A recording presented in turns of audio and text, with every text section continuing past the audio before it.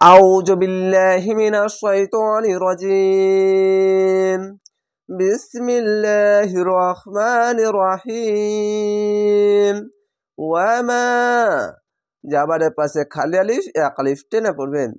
ওয়ামা কানা জাবারের পাশে খালি আলিফ এক আলিফ টেনে পড়বেন।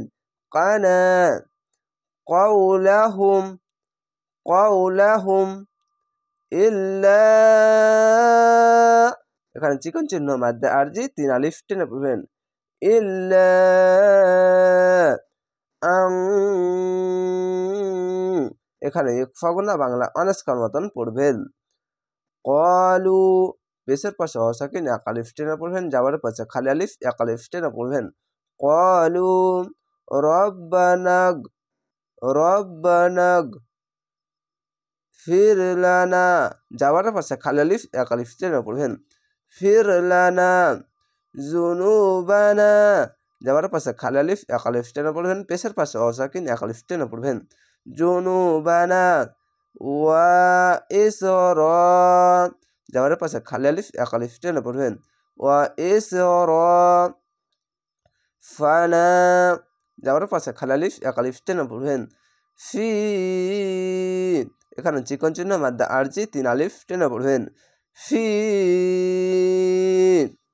আমরিনা জাবারের পাশে খালি আলিফ এক আলিফ টেনে পড়বেন। আমরিনা ওয়াসাব্বিত ওয়াসাব্বিত আকদা জাবারের পাশে খালি আলিফ এক আলিফ টেনে পড়বেন। এখানে কলকলা ধাক্কা মেলে উপর দিকে সাউন্ড যাবে। আকদা মানা জাবারের পাশে খালি আলিফ এক আলিফ টেনে পড়বেন। মানা ওয়ানসুরনা জাবারের পাশে খালি আলিফ এক আলিফ টেনে পড়বেন। এখানে ইকফা গুনা বাংলা অনাস্কার মতো পড়বেন। ওয়ানসুরনা আলাল আলাল মোটা আইনটি মোটা চিহ্ন বা মোটা করে পড়বেন, গলা চিপে পড়বেন। আলাল আলাল আলাল কওমিল কওমিল কওমিল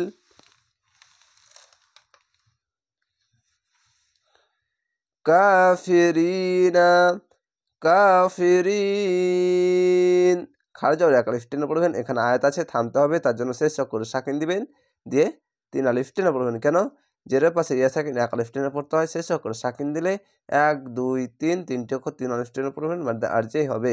এখানে আছে কাফিরিনা, থামতে হলে এরকম হবে কাফিরিন।